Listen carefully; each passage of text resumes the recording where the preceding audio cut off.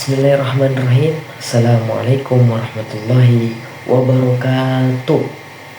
Perkenalkan, nama saya Masrul Amrullah dari Universitas Muhammadiyah Palangkaraya, Prodi Pendidikan Agama Islam dengan NIM 23.42.028384. Baik, sini saya akan mempresentasikan menghafal hadis tarbawi dengan tema amar ma'ruf nahi munkar dan mukmin yang kuat lebih dicintai daripada mukmin yang lemah.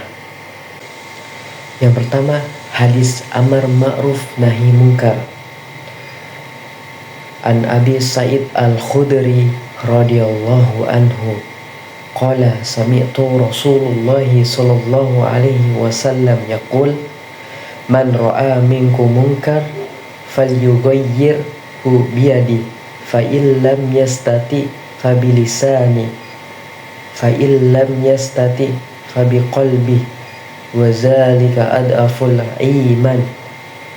Dari Abu Sa'id Al-Khudri radhiyallahu anhu, aku mendengar Rasulullah sallallahu alaihi wasallam bersabda, barang siapa di antara kalian melihat kemungkaran, maka ubahlah dengan tangannya. Maka jika tidak bisa, maka ubahlah dengan lisannya. Jika tidak bisa, maka dengan hatinya, dan itulah selemah-lemahnya iman. Hadis riwayat Muslim nomor 49. Hadis yang kedua tentang mukmin yang kuat lebih dicintai daripada mukmin yang lemah. An Abu Hurairah radhiyallahu anhu qala Rasulullah sallallahu alaihi wasallam al-mu'minun qawiyyu wa ahabbu ilallahi minal mu'mini dhaif wa fi kulli khair. Dari Abu Hurairah radhiyallahu anhu, dia berkata, aku mendengar Rasulullah sallallahu alaihi wasallam bersabda, mukmin yang kuat lebih dicintai daripada mukmin yang lemah. Hadis makna kata dari terpenting dari hadis amar ma'ruf nahi munkar adalah, yang pertama, barang siapa yang melihat kemungkaran, maka ubahlah dengan tangannya. Dan yang kedua, makna yang kedua adalah, jika tidak bisa, maka ubahlah dengan lisannya. Dan makna yang ketiga, jika tidak bisa dengan lisan, maka ubahlah dengan hatinya. Dan itu selemah-lemahnya iman. Nah, adapun menurut penjelasan para ulama yang diriwayatkan oleh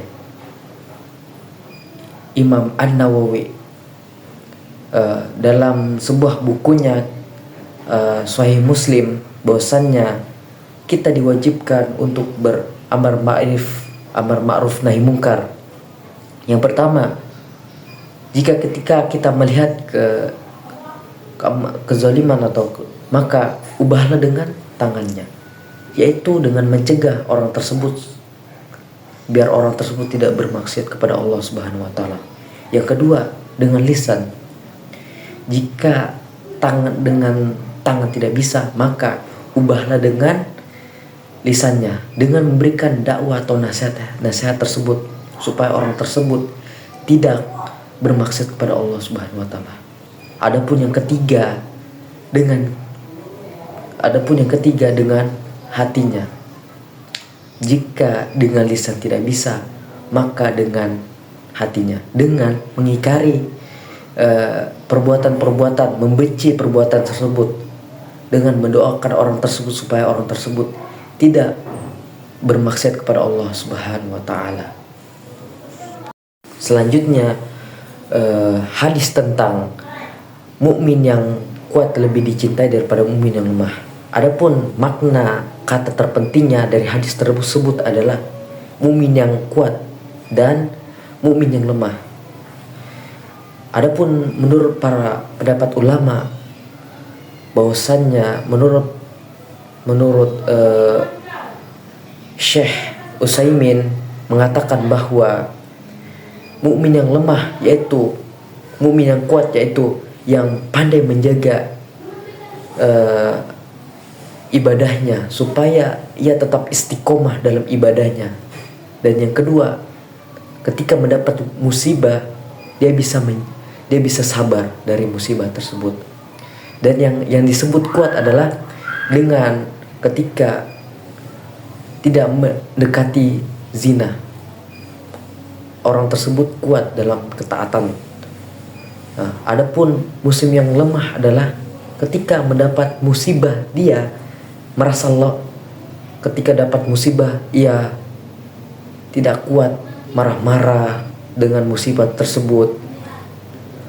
Dan ketika ia sholat ia berlari-lari atau bermain-main ketika sholatnya.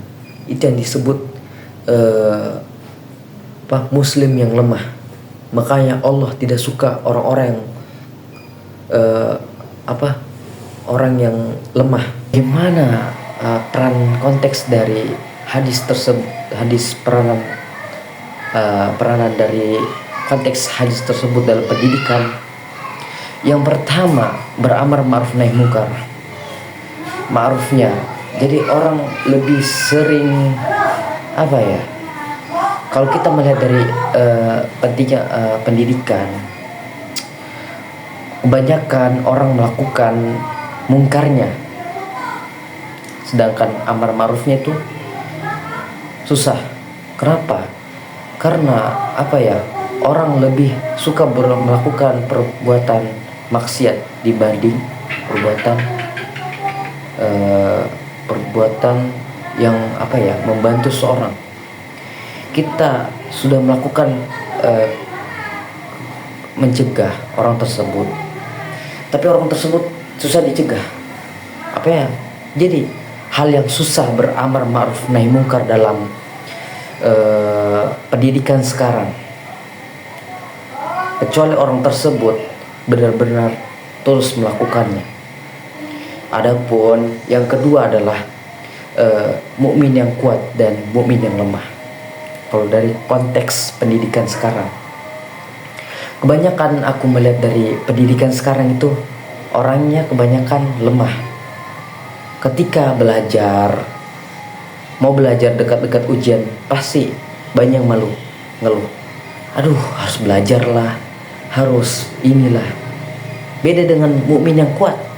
Ketika besok UTS, mereka bersemangat mendapatkan nilai tersebut dan mengharap ridha Allah dari apa yang dia kerjakan. Sekian pesan moral dari hadis amar ma'ruf nahi munkar dan mukmin yang kuat lebih dicintai daripada mukmin yang lemah. Yang pertama itu hadis amar ma'ruf nahi munkar, pesan moralnya. Yang pertama itu mencegah seorang dari perbuatan maksiat, yaitu cegahlah dengan tangannya.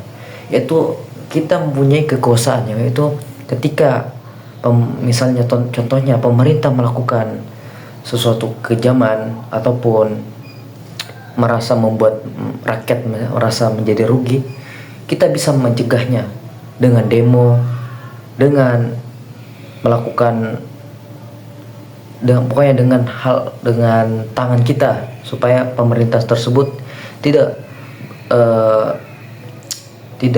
seuzon kepada berma'ruf, yaitu kejahatan kepada masyarakat.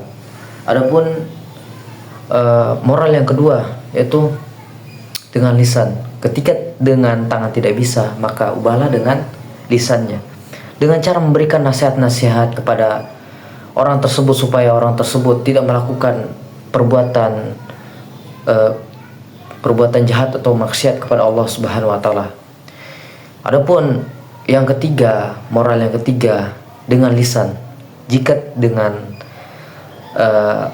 nasihat-nasihat tidak bisa, maka dengan hati. Hati itu merupakan selemah-lemahnya iman.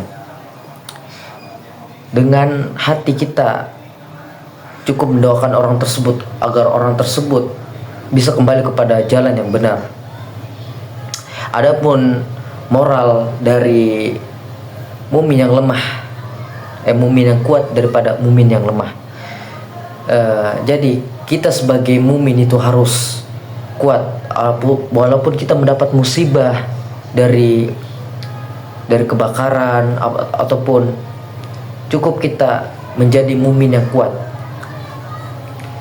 Dan adapun mukmin yang lemah, pesan moralnya, janganlah kita menjadi mukmin yang lemah, karena mukmin yang lemah tidak disukai oleh Allah Subhanahu wa taala. Adapun pengalaman dari amar ma'ruf nahi munkar dan dari hadis tentang mukmin yang kuat daripada mukmin yang lemah. Saya pernah mendapatkan atau pengalaman ketika saya di pondok. Adapun teman saya ketika situ mau keluar bersama temannya jam 12 malam, mau maling mangga dan merokok. Saya mencegah, bilang gini, wahai temanku, janganlah engkau keluar dari pondok, sungguhnya itu perkara yang sangat dibenci oleh Allah Subhanahu wa taala. Dan di situ saya beramar ma'ruf nahi munkar, saya mencegah dengan tangan saya, tapi mereka masih tetap ngekeh untuk keluar, dan saya memberikan nasihat kepada mereka, tapi mereka juga tetap ngekeh.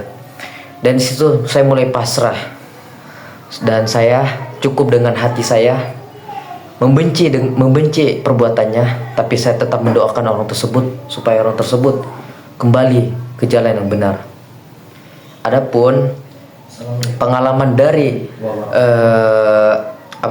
pengalaman dari mukmin yang kuat dan yang lemah, bahwasannya aku melihat orang yang begitu kuliah begitu lemah banget, adapun ngelihat orang yang kuat bersemangat ketika berkuliah. Makanya aku lebih memilih yang kuat, karena kita melihat orang tua kita yang kerja keras ketika kita kuliah di Universitas Muhammadiyah.